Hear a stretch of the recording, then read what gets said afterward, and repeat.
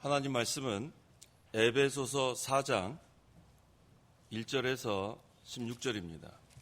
에베소서 4장 1절부터 봉독하겠습니다. 그러므로 주님 안에서 갇힌 자 된 내가 너희에게 권하니 너희는 부르심을 받은 그 부르심에 합당하게 행하여라.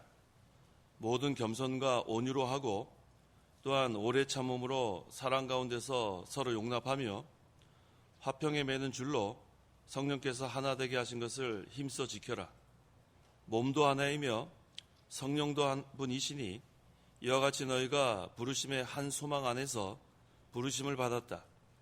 주님도 한 분이시고 믿음도 하나이며 세례도 하나이며 하나님도 한 분이시니 곧 만유의 아버지이시다. 그분은 만유 위에 계시고 만유를 통하여 만유 안에 계신다. 그러나 우리 각 사람에게 그리스도의 선물의 분량에 따라 은혜를 주셨으니 그러므로 말씀하시기를 그분께서 높은 보좌에 오르실 때에 사로잡힌 자를 사로잡고 사람들에게 선물들을 주셨다라고 하셨다. 올라가셨다 하였으니 땅의 낮은 곳으로 내려오셨던 것이 아니면 무엇이겠느냐. 내려오셨던 그분 자신이 또한 모든 하늘들 위로 오르신 분이니 이는 만물을 충만하게 하시려는 것이다. 그분께서 어떤 이들은 사도로, 어떤 이들은 선지자로, 어떤 이들은 복음 전도자로, 어떤 이들은 목사와 교사로 세우셨다. 이는 성도들을 준비시켜 봉사일을 하게 하며 그리스도의 몸을 세우게 하려는 것이다. 우리는 다 하나님의 아들을 믿는 것과 아는 일에 하나가 되고 온전한 자가 되어 그리스도의 충만하심에 장성한 분량에까지 이르러야 한다. 그러므로 우리가 더 이상 사람들의 속임수, 곧 거짓된 간계를 위한 술책에 빠져 온갖 교훈의 풍조에 흔들리는 어린아이가 되지 말고 오히려 사랑 안에서 진리를 말함으로 모든 일에 그분에까지 자라나야 한다. 그분은 머리시니 곧 그리스도이시다. 온몸은 그리스도께 속해 있으며 각 마디를 통하여 도움을 받아 함께 연결되고 결합된다. 각 지체가 자기의 분량대로 역사함을 따라 몸이 자라나며 사랑으로 자신을 세워간다. 16절까지 봉독했습니다. 우리 이 목사님 대소지 보시면 제4장 장명은 장성, 그다음에 대지 5개로 이루어졌습니다. 하나 되기를 힘쓰라, 각각 본분을 다하여 교회를 세우라, 그리스도에게까지 자라나다, 옛사람을 버리고 새사람을 입으라, 덕을 세우라. 1절부터 증거하겠습니다. 제목은 한 소망 안에서 부르심을 받았다. 1절. 1절. 그러므로 주 안에서 갇힌 자 된 내가 너에게 권하니 너희는 부르심을 받은 그 부르심에 합당하게 행하여라. 바울은 지금 감옥에서 에베소 교회 교인들을 권면하고 있습니다. 그 권면하고 있는 장소가 감옥이에요. 이것은 바울이 복음을 위해서 또 하나님 나라를 위해서 희생하다가 지금 고난당하는 중에 지금 에베소 교회 교인들을 권면하는 걸 알 수 있습니다. 바울은 무엇을 권면하는가? 너희는 부르심을 받은 그 부르심에 합당하게 행하여라. 이것이 바울의 권면이에요. 예수님 믿는 거 자기가 믿게 된 게 아닙니다. 우리가 주님 앞에 오게 된 거, 내 스스로 오게 된 게 아닙니다. 하나님께서 우리에게 믿음을 주셨고 또 하나님께서 우리를 불러주셨어요. 그래서 우리는 하나님 앞에 부르심 받은 겁니다. 그런데 하나님께서 우리를 부르신 목적이 있어요. 그 목적이 바로 부르심에 합당하게 행하라는 거예요. 부르심에 합당하게 행하는 것은 어떻게 행하는 건가? 하나님의 형상을 닮아가는 거예요. 그리스도의 형상을 닮아가는 것. 하나님께서는 우리가 하나님의 형상을 닮아가길 원하시고 그리스도의 형상을 닮아가길 원하십니다. 그래서 먼저는 우리가 그리스도의 마음을 품어야 돼요. 2절.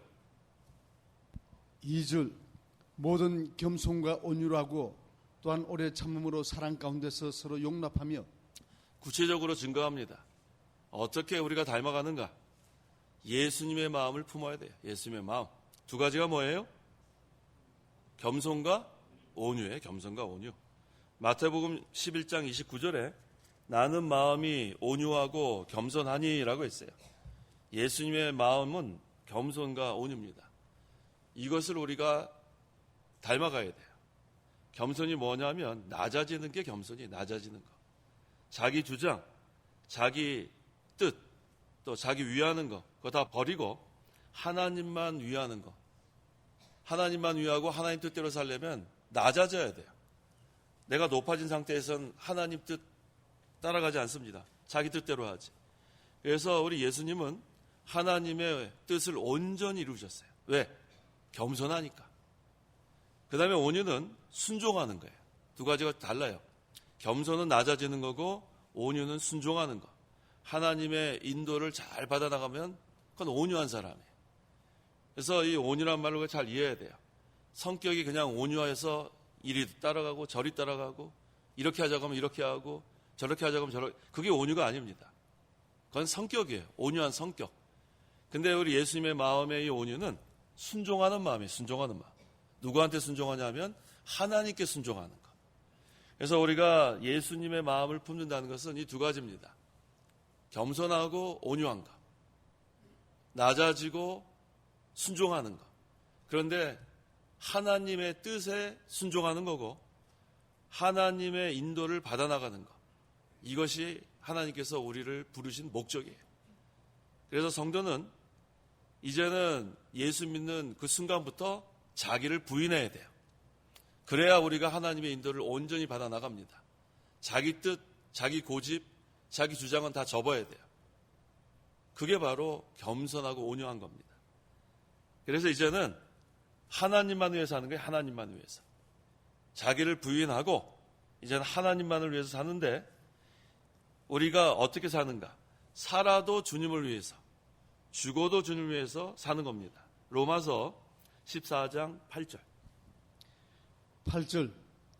우리가 살아도 주님을 위하여 살고 죽어도 주님을 위하여 죽으니 그러므로 사나 죽으나 우리가 주님의 것이다. 자, 우리가 살아도 주님을 위해 살고 죽어도 주님을 위해서 죽는데 그 이유가 뭐냐면 사나 죽으나 우리가 누구 거예요?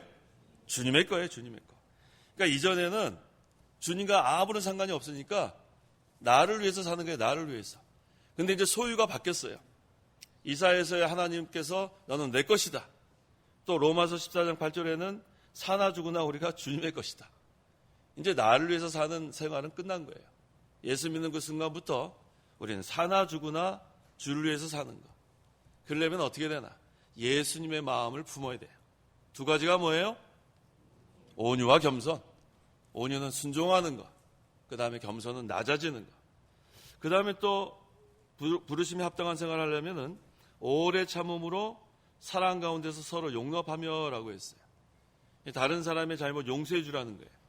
그 다음에 다른 사람이 바로 될 때까지 오래 참으면서 기다리라는 것. 이게 하나님께서 이렇게 살라고 했습니다. 우리가 다른 사람의 잘못을 용서해 주지 않으면 하나님의 긍휼, 우리가 입었는데 우리가 긍휼을 베풀지 못하는 거예요. 자, 마태복음 6장 14절 15절. 14절. 너희가 사람들의 잘못을 용서해 주면은 너희 하늘 아버지께서도 너희를 용서해 주실 것이다. 그러나 너희가 사람들을 용서해 주지 않으면 너희 아버지께서도 너희 잘못을 용서해 주지 않으실 것이다. 자, 우리가 전부 다 죄인이었어요. 아담의 죄 때문에 원죄를 다 갖고 태어나고 죄인이 아닌 사람 한 명도 없습니다. 그런데 성도가 믿을 때 법적으로 다 이제 우리는 의롭다함 받았고 또 우리는 죄사함 받았고, 그러니까 하나님께서 우리를 용서해 주셨는데 우리도 다른 사람을 용서해 주라는 거예요. 근데 여기서 우리가 잘 알아야 될 게 뭐냐면 죄는 용납하면 안 됩니다. 다른 사람의 잘못을 용납해 주다가 죄까지 다 용납하게 되면 그러면 교회에는 참된 교회로 세워져 나갈 수 없습니다. 그래서 여기서 중요한 것은 회개하고 바로 서면 용서해 주는 거예요. 회개하고 바로 서면. 무조건 용서해 주는 거 아닙니다. 잘못된 길로 가고 비방하고 하나님의 진리에 거스르는데 그 잘못된 걸 어떻게 받아줍니까? 그것까지 용서해 주는 게 아니고 죄는 용납하면 안 됩니다. 이 교회에서 누룩은 제거해야 돼. 그게 성경적이에요. 하지만 회개하고 바로 서는 것, 이건 참된 회개를 말해요. 회개하는 척하는 거 아니고 그거는 진정한 회개 아니에요. 회개는 돌이키고 고쳐야 회개예요. 그게 회개입니다. 반성만 하고 후회만 하고 그게 회개가 아니에요. 그래서 진정으로 회개하고 바로 서면 그때는 용납해 줘야 돼요. 그래서 부르심에 합당하게 우리가 행하는 거 여러 가지 나와 있죠. 온유와 겸손, 그 다음에 오래 참음으로 사랑 가운데서 서로 용납하는 거. 진정으로 회개하고 용서를 구하면 우리가 용서해 줘야 돼요. 그 다음에 3절. 3절 화평의 매는 줄로 성령께서 하나 되게 하신 것을 힘써 지켜라. 자, 우리가 하나 되어야 돼요. 하나님께서 원하시는 건 하나 되라. 근데 어떻게 하나 되냐 하면 화평에 매는 줄로, 이게 첫째예요. 화평에 매는 줄로. 그 다음에는 성령으로 하나 되는 거예요. 두 가지입니다. 이 하나님 나라는 화평의 세계입니다. 그래서 우리가 하나 될 수 있는 것은 하나님 나라가 이루어져야 하나 됩니다. 우리가 노력해서 아무리 의견을 모으고 아무리 서로 사랑하려고 애를 그렇게 하나 되는 게 아니고 하나님 나라가 이루어지면 그건 화평의 줄로 하나가 되는 거예요. 그런데 하나님 나라는 어떻게 이루어지냐 하면 오직 성령 안에서 이루어집니다. 오직 성령 안에서 의와 평강과 기쁨이라 했으니까 성령으로 또 하나 되는 거예요. 이걸 한마디로 하면 하나님 나라가 이루어지기를 힘쓰라는 거예요. 하나님 나라가 이루어지려면은 자기의 그러한 고집, 주장, 생각 이게 다 연결되는 거예요. 앞에서 증거하는 거야. 그게 없어져야 돼. 한마디로 하면 자기를 부인하면서부터 시작해야 합니다. 우리가 예수님 따라가려면은 첫째가 자기를 어떻게 해야 돼요? 부인하고 그 다음에 자기 십자가를 지고 따라가는 것. 첫째가 같아요. 예수님 따라가는 것, 하나님 나라 이루어지는 것, 그는 자기를 부인하는 것부터 시작하는 겁니다. 그렇게 되면 이제는 하나님 나라가 이루어지고 그 하나님 나라는 오직 성령 안에서 이루어지고 그 다음에 성령으로 하나님 나라가 이루어지면 의의 세계, 그 다음에 평강의 세계, 기쁨의 세계니까 화평으로 이렇게 매는 줄이 된 거예요. 그 경계가 이루어집니다. 이게 바로 신령한 세계예요. 영적 세계. 그래서 하나님 나라는 성령 안에서만 이루어집니다. 신령한 세계, 영적 세계. 같은 뜻이에요. 그래서 무조건 하나 되자 아닙니다. 무조건 하나자. 무조건 하나 되자 그러면 어떻게 되냐면 에큐메니칼 운동 하는데 일원이 되고 말아요. 에큐메니칼 운동. 교리는 다 양보하고 그래서 우리가 그 이전에 복음주의 그거 좋았는데 신복음주의로 변질되는 그 과도기에서 어떤 일이 있었냐면 교리 위에 사랑이 있었어요. 그러니까 이 교리는 다 접으라는 거예요. 사랑으로 하나 되는데 여기 장로교, 감리교, 침례교 그런 거 주장하지 마라. 교리는 다를 수 있는데 그걸로 분열되면 안 되고 초교파로 가야 된다. 초교파. 그래서 교리는 주장하지 말고 그저 사랑으로 하나 되자 그러니까 하나가 되긴 됐는데 하나님께서 원하시는 그러한 하나가 되지 못했어요. 그래서 여러 가지 사업도 함께하고 여러 가지 뭐 함께하는 게 많아요. 그런데 교리가 바로 되지 않으니까 성경대로 나갈 수가 없습니다. 그래서 하나 되는 것이 무조건이 들어가면 안 돼요. 무조건. 교리가 바로 돼야 합니다. 교리. 오늘날 이 교리를 자꾸만 양보해서 타협해서 하나 되려고 하는 그런 일이 참 많아요. 그런데 이 교리는 다른 말로 하면 성경 말씀이에요. 성경 말씀까지 양보하고 사랑으로 하나 되라는 거 아닙니다. 그래서 우리가 분명히 알아야 되는 것은 성경 말씀, 그 다음에 교리, 이걸 철저하게 세워나가는 게 진리 세워나가는 거예요. 진리까지 양보하면서 타협해서 큰 무리가 되는 거 하나님 그거 기뻐하시지 않아요. 하나님께서 뭐라고 했냐면 적은 무리여 두려워하지 말라 그랬어요. 적은 무리여 두려워하지 마라. 그 다음에 그 오병이어 그 이적을 행하실 때 정말로 많은 사람들이 모였어요. 먹을 때, 떡을 떼어줄 때, 생선 같이 먹을 때 그때는 뭐 5,000명 이상 되는 사람들이 모여들었는데 이제 하나님 나라에 대해서 가르치려고 하니까 다 떠났어요. 누구 남았죠?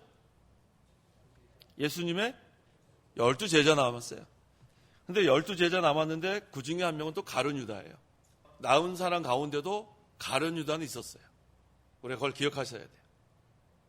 남은 자 가운데도 끝까지 가룟 유다 같은 자가 또 끼어 있어요. 그게 유용교회입니다. 유용교회는 알곡과 가라지가 섞여 있어요. 그게 이제 주님 오실 때 다 드러납니다. 알곡은 곳간에, 가라지는 불에 태우는데 주님 오실 때까지 유용교회는 가룟 유다 같은 역할을 하는 사람이 남아있어요. 다 떠났는데 12제자 가운데도 가룟 유다가 남아있잖아요. 그래서 우리 목사님 강해서 보니까 이 교육자 가운데 가룟 유다가 같은 사람이 있다는 걸 보여주는 거예요. 장로 가운데도 가룟 유다 같은 사람이 있다는 거 보여주는 거예요. 집사 가운데도 가룟 유다 같은 사람이 있다는 거 보여주는 거예요. 교인 가운데도 가룟 유다 같은 사람 남아있다는 거예요. 그래서 우리는 끝까지 교회의 성결을 유지하려면은 누룩은 계속해서 제거해 나가야 되는 거예요. 이게 계속해서 그게 세력화되면 그 다음 교회에 큰 손해를 줄 수밖에 없습니다. 대적하는 세력이 강해지면. 그래서 우리가 이 진리를 세워나갈 때 교리 철저하게 가르쳐야 하고 또 참된 교회의 표시 3가지 뭐라고 했죠? 카이빈이 우리에게 3가지 알려줬죠? 첫째 뭡니까? 바른 말씀 선포. 그냥 말씀 선포가 아니고 바른 말씀이 진리, 바른 교리를 선포하는 거예요. 전부 다 뭐 말씀 선포한다고 그러지 성경 말씀 가르친다고 그러지 뭐 그렇게 얘기 다 하잖아요. 그러니까 앞에 바른이 들어가야 돼요. 바른 말씀 선포. 두 번째는 뭡니까? 성례를 시행해야 돼요. 성례. 성찬과 세례. 그 다음에요. 권징을 시행해야 돼요. 권징을 부지런히 시행해야 돼요. 그래서 우리가 이 원리 원칙을 세워놓고 성경에 근거로 해서 그 다음에 이 교회의 권징을 순종해 나가는 것이 그것이 하나님의 백성이에요. 우리가 교회에서 권징할 때 그를 책망을 잘 받아들이고 그 다음에 바로 서고 그럼 그 사람은 소망이 있습니다. 참된 교인이에요. 근데 책망할 때 뛰쳐나가는 건 그거는 뭐 교회의 권위도 무시하고 또 하나님께서 우리에게 권징하라는 거 그거 받아들이지 않는 거예요. 그래서 우리 여기 세례 받을 때 손을 들고 선서해요.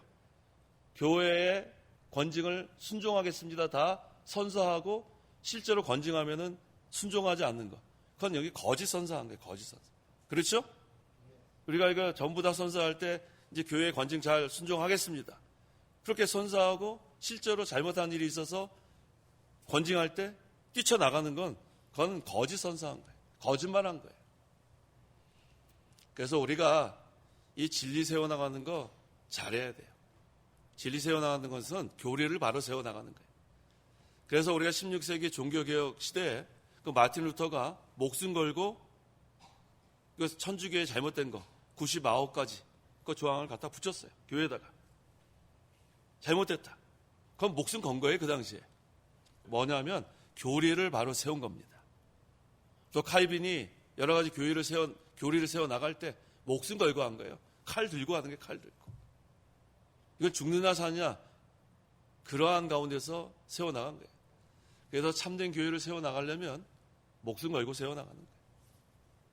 적당히 타협하고 적당히 그냥 하나 되고 적당히 용납하고 그렇게 해가지고는 하나님께서 기뻐하시는 그러한 참된 교회에 세워나갈 수 없습니다. 특별히 마지막 때 이 일하는 게 더 어려워요.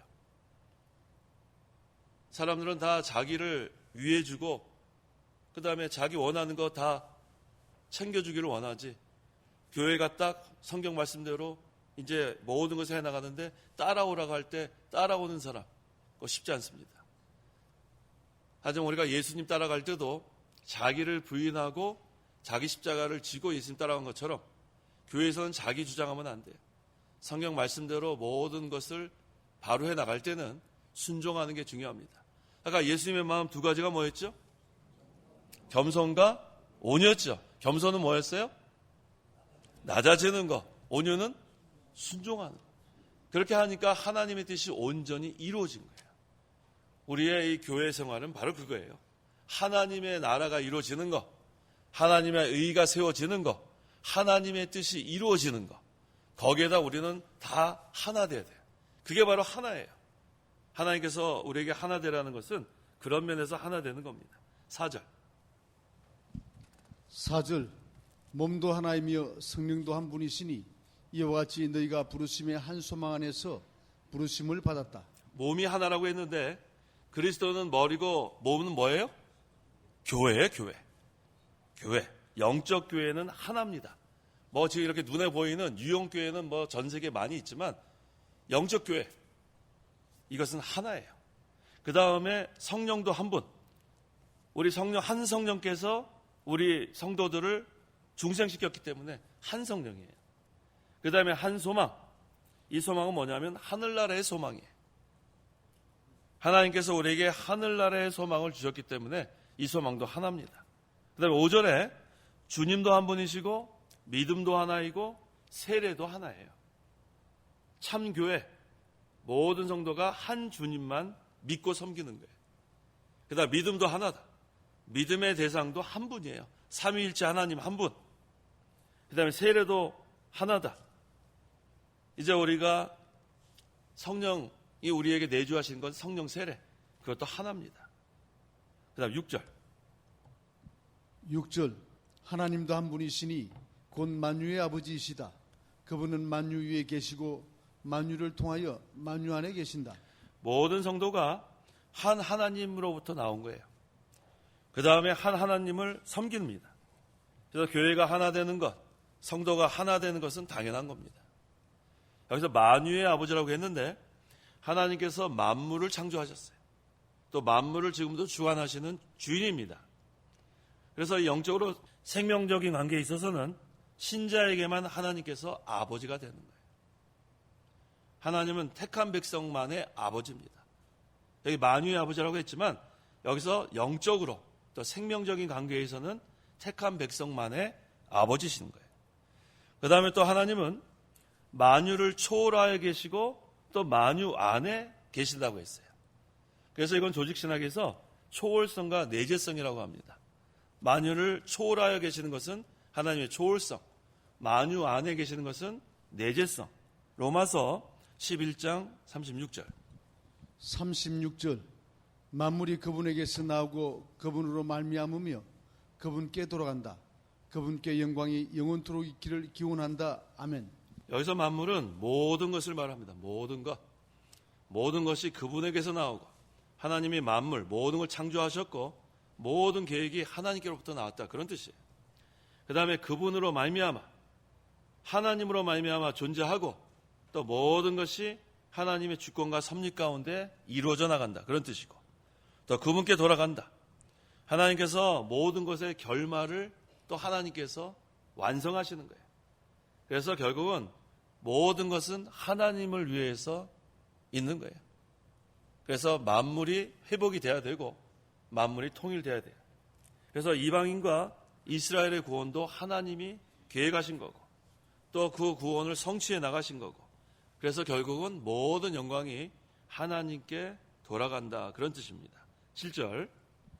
7절 그러나 우리 각 사람에게 그리스도의 선물의 분량에 따라 은혜를 주셨으니 각 성도에게 하나님께서 선물의 분량에 따라 은혜를 주셨다. 선물 그대로 이거 믿으면 되는 거예요.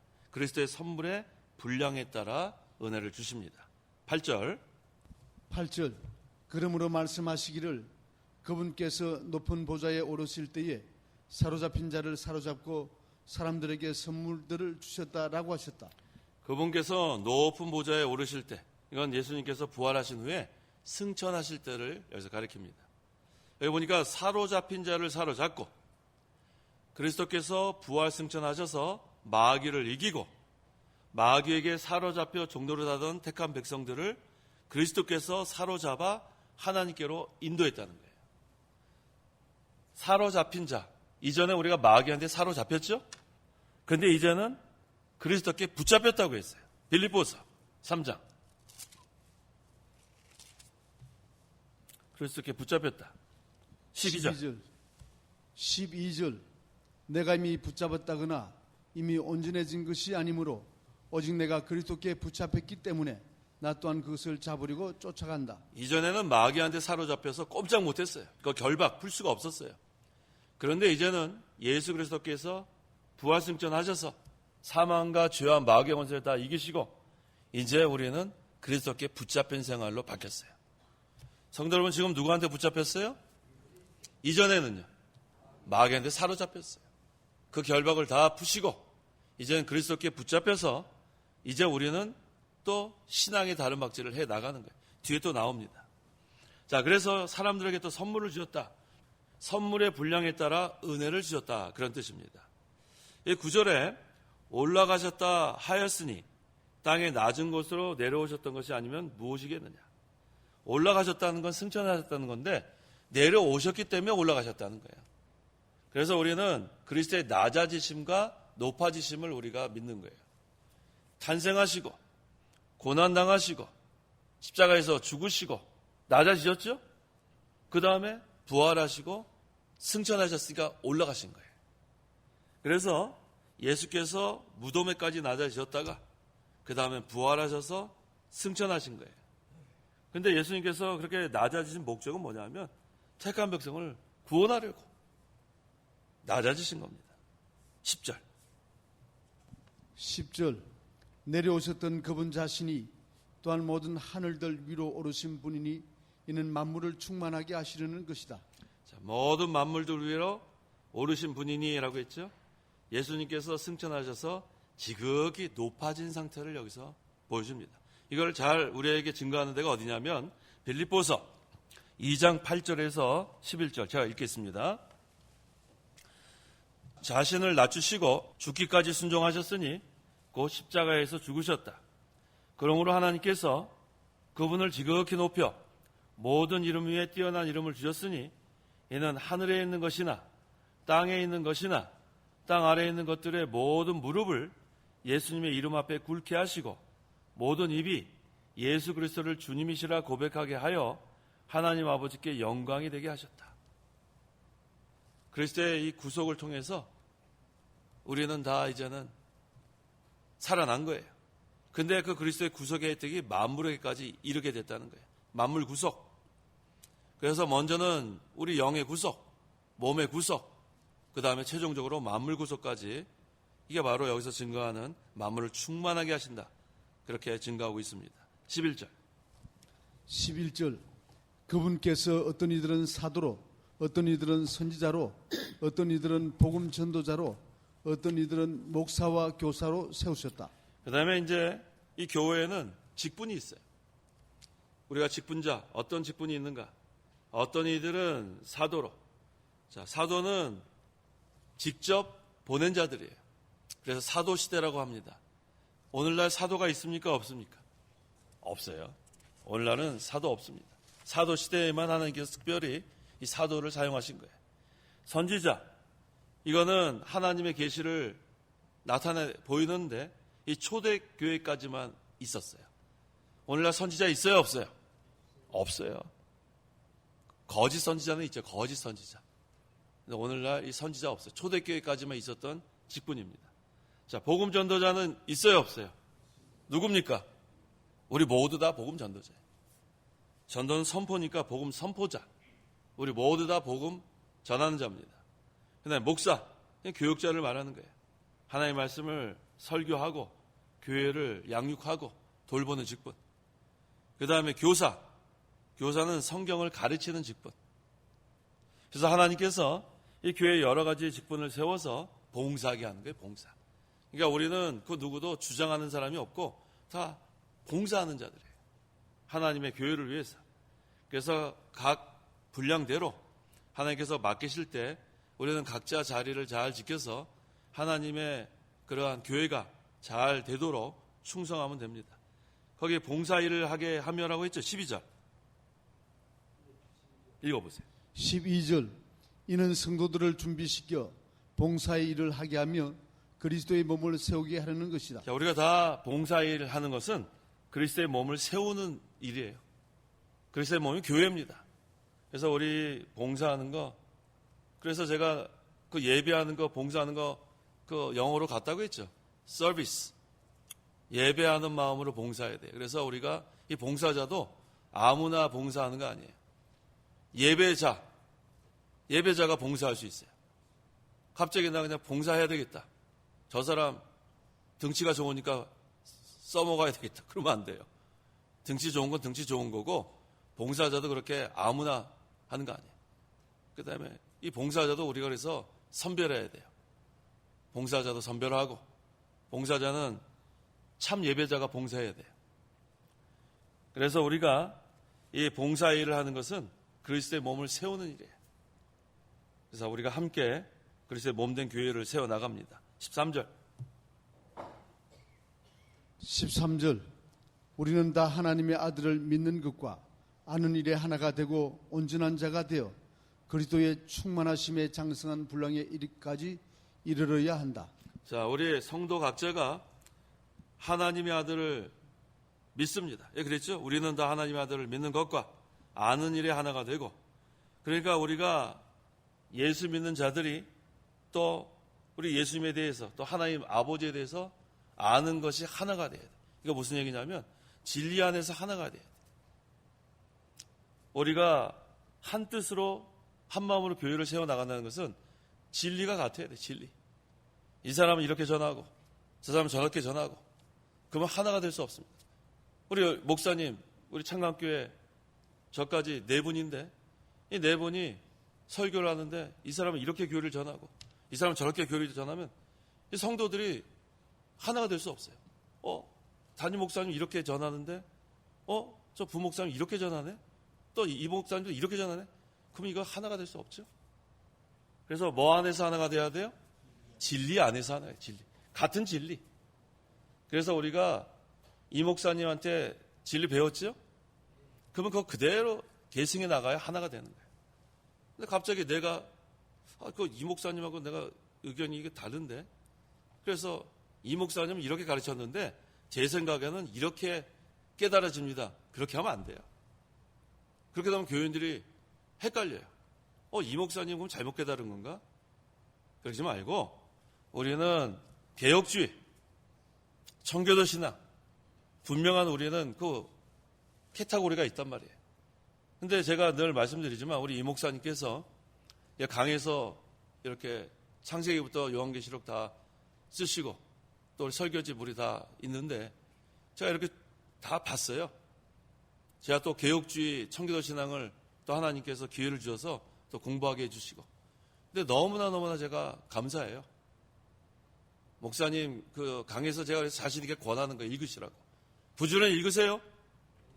우리가 개혁주의 청교도 신앙하면서 강에서의 내용이 뭔지도 모르고 입으로만 그렇게 해서는 안 돼요. 특별히 우리 설교자들은 더 열심히 읽어야 돼요. 그래서 자기가 하다가 새롭게 깨닫는 거 있겠죠. 깨닫는 거 있어도 그것이 개혁주의 청교도 신앙에 맞지 않으면 그걸 접어야 돼요. 자기 혼자서 기뻐하는 건 뭐 괜찮아요.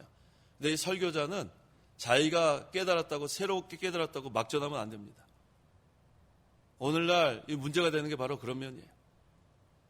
그래서 우리가 성경 읽다가 저도 깨달을 수 있어요. 이거 제가 몰랐는데 새롭게 깨달아진다. 그 다음에 반드시 검증합니다. 제가 우리 신학대학원 교수님한테 전화해서 물어보기도 하고, 또 제가 다른 주석이나 또 전문서적 받고 제가 검증한 다음에 이 자리에 서서 증거하는 거예요. 그래서 제가 가끔 그러죠.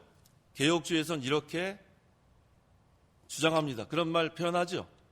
개혁주의 견해입니다. 그 다음에 또 이 목사님 이렇게 가르치십니다. 제가 그렇게 분명히 근거를 밝힌 이유는 확실하지 않으면은 설교하면 안 돼요. 모든 것을 검증하고 개혁주의 청교도 신앙에 맞아야, 그렇게 설교해야 진리 안에서 우리가 하나로 갈 수가 있는 거예요. 이해가 되시나요? 네, 설교하신 분거 잘 명심하십시오. 담임 목사님은 이렇게 하는데 난 의견이 다르다. 난 이렇게 하는 게 이렇게 하면 안 돼요. 그래서 듣는 이 교인들이 혼동되게 하면 안 돼요. 그래서 우리는 다 하나님의 아들을 믿는 것과 아는 일에 하나가 돼야 돼요. 하나. 그래서 우리가 이 목사님 세우신 그 진리가 개혁주의 청교도 신앙이니까 그걸 잘 계승만 해도 우리는 하나가 될 수 있습니다. 여기 보니까 온전한 자라고 했는데 온전한 자는 교회를 가리킵니다. 그리스도의 충만하심의 장성한 분량, 그리스도의 장성한 도덕성과 지성과 능력 등을 여기서 가리킵니다. 14절. 14절. 그러므로 우리가 더 이상 사람들의 속임수 곧 거짓된 관계를 위한 술책에 빠져 온갖 교훈의 풍조에 흔들리는 어린 아이가 되지 말고. 성도 중에는 젖을 먹는 어린아이 같은 상태에 있는 사람이 있고 단단한 식물을 먹는 장성한 상태에 있는 사람이 있어요. 히브리서 5장 12절부터 제가 봉독합니다. 히브리서 5장 12절. 지금쯤은 너희가 선생이 되어야 마땅한데 다시 누군가가 너희에게 하나님 말씀의 초보적 요소들을 가르쳐야 할 형편에 있어 젖만 먹고 단단한 음식은 못 먹는 자들이 되었다. 젖을 먹는 자마다 의의 말씀에 익숙하지 못한 자이니 이는 그가 어린아이이기 때문이다. 그러나 단단한 식물은 장성한 자들의 것이니 그들은 지각을 사용함으로 연단을 받아 선과 악을 분별하는 자들이다 라고 했습니다. 성도가 거듭났습니다. 중생했어요. 그 다음에 이제 우리는 자라나야 돼요. 중생한 영은 자라난다고 하지 않았어요. 자라난다. 이 자라난다는 것은 그리스도의 형상을 이루어나간다는 거예요. 그리스도의 형상을 닮아간다. 그래서 이 단단한 식물이 뭐냐면 영의 양식이에요. 진리의 말씀. 그래서 우리가 이 영의 양식을 먹고 진리의 말씀을 듣고 순종해 나가면서 자라나야 돼요. 그리스도의 형상을 닮아가야 돼요. 그 다음에 이루어 나가야 됩니다. 왜냐하면 여기 보니까 사람들의 속임수 또 거짓된 관계를 위한 술책 이것이 도처에 있단 말이에요. 그러니까 이 어린아이들이 요즘은 뭐 그런 유괴 사건이 줄어들었는데 이전에는 뭐 누구 하나 이렇게 어린아이 유괴되면 신문에 득필됐죠? 뭐 옛날에 이름 잊어버렸는데 어떤 그 조그만 아이 그냥 뭐 전국으로 뭐 지금 유괴됐다고 난리가 났어요. 왜 유괴가 되냐면 잘 속아요. 여기 보니까 속임수라고 했죠. 속임수. 그 다음에 거짓된 관계를 위한 술책. 그러니까 이 말씀으로 무장되지 못하면 그래서 우리가 교리를 철저하게 가르치는 거예요. 우리 근본주의 5대 교리 제가 자꾸 강조하죠. 근본주의 5대 교리 기억나요? 네. 5가지 뭐예요? 성경, 탄생, 죽음, 부활, 재림. 오늘 여기 사경에 참석하신 분들 잘 모르면 적어 놓으세요. 창학교에서는 거의 뭐 매주마다 하는 거예요. 순서대로 외워야 돼요. 성경, 탄생, 죽음, 부활, 재림. 중요합니다. 자, 첫째, 성경은 뭐죠? 성경의 무호성. 둘째, 동정녀 탄생. 셋째, 대속적 죽음. 넷째, 육체적 부활. 다섯째, 가시적 재림. 적으시라니까요. 오늘 사경에 오신 분들 제가 이렇게 했을 때 대답 못하는 건 모르는 거예요. 근데 적었다가 자기 것이 돼야죠. 가만히 계시면 안 돼요. 이 중요한 거는 적어놨다가 외워야 돼요. 이걸 어떻게 외워야 되냐면 순서대로 하는 거예요. 성경, 탄생 다음이 죽음이잖아요. 그 다음에 부활이잖아요. 그 다음에 재림이죠. 근데 성경은 무호하다. 성경의 무호성. 이 원본은 오류가 없다는 거예요. 두 번째, 동정녀 탄생. 우리 예수님은 하나님이 성령으로 잉태해서 동정녀를 통해서 육신이 된 거예요. 성육신. 그건 동정녀 탄생. 하지만 예수님은 여전히 신성과 인성을 가지고 계신 거예요. 그 다음에 대속적 죽음. 예수님께서 우리를 대신해서 죽으신 거예요. 대신해서. 대속. 사람은 대속할 수 없어요. 우리 예수님께서 우리를 대신해서 죽으셨다. 그 다음에 네 번째가 부활인데 예수님은 육체적으로 부활하신 거예요. 이 영주주의자들은 이 육체가 쇳덩어리라 그런 거예요. 불결하다, 더럽다, 영만 깨끗하다. 그래서 예수님이 이러한 이 더러운 몸으로 올 수 없다. 환상으로 왔다. 그렇게 주장하는 이단들이 있는데 예수님은 성령으로 잉태해서 동정녀 마리아를 통해서 탄생했기 때문에 죄가 없어요. 그 다음에 이 육체가 죄가 아니고 육신의 부패성, 죄성, 그게 더러운 거지 이 몸, 이 삭스, 이것이 더러운 게 아니라는 거예요. 그래서 예수님은 우리와 같은 죄만 없고 육체를 가지고 오신 거예요. 그래서 부활하실 때 이 육체가 부활했다는 거예요. 그 다음 다섯 번째가 뭐죠? 가시적 재림. 우리 사도행전 1장에 예수님께서 승천하실 때 구름 타고 승천하셨는데 올 때 어떻게 오신다고 했어요? 본 그대로 오신다 그랬으니까 가시적, 이 육신의 눈으로 볼 수 있도록 오신다는 거예요. 이 5가지를 철저히 우리가 알고 있어야 오늘날 이 미혹하는 이단들이 5가지 중에 하나를 가지고 미혹하는 거예요. 그거 잘 우리가 적어놨다가 그거 잘 가르치세요. 교회로 다 돌아가셔서 이 교인들한테 이거 철저히 가르치세요. 그래서 이거는 그냥 언제든지 물어보면은 대답할 수 있어야 돼요. 아시겠죠? 자, 근본주의 5대 결핵의 첫째가 뭐예요? 성경, 2번째. 탄생, 3번째. 죽음, 4번째. 부활, 5번째. 재림. 자, 성경은 뭐예요? 성경의 무호성. 성경은 오류가 없다. 2번째. 동정녀 탄생, 3번째. 대속적 죽음, 4번째. 육체적 부활, 5번째. 가시적 재림. 됐습니다. 그래서 사람들의 속임수, 꼭 거짓된 관계를 위한 술책에 우리는 빠지면 안 돼요. 온갖 교훈의 풍주에 흔들리는 어린아이 같이 되면 안 돼요.